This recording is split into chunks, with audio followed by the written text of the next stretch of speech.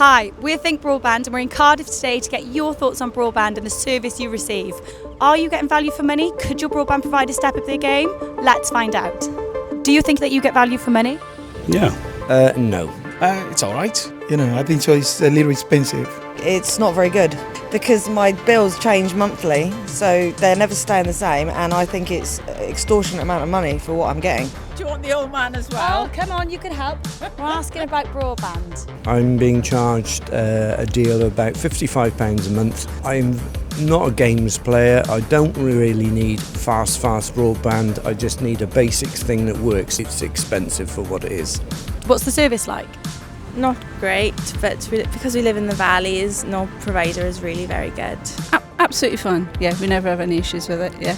Sometimes I was on the phone for 1.5 hours just to make sure that my issue was resolved.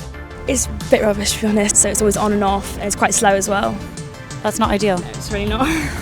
I know some of my friends upstairs have issues with it, sometimes it doesn't really work, or if too many of us are connected all at once, it's a bit slow. So what would you say is the most important thing for you when it comes to your broadband? Is it speed, reliability? It's probably, for me, I'd say reliability, but the boys in my house would say speed because they like all their gaming stuff. A combination of reliability and cost, so getting good value for money, I think, is probably the most important thing. We just want it to be working, and I want it a bit cheaper. Have you switched provider in the last 2 years? No, we've been with them about 3 years.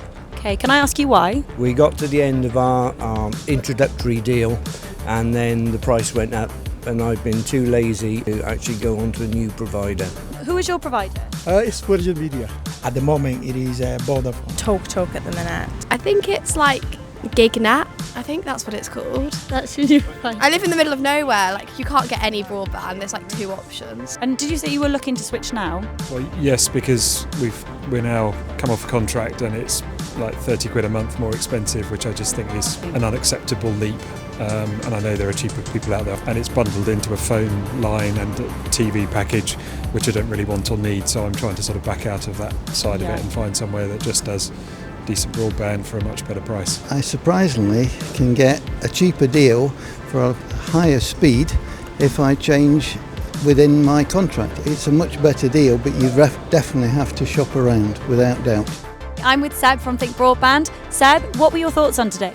People weren't talking as much about the cost, they were talking more about the reliability of the broadband service.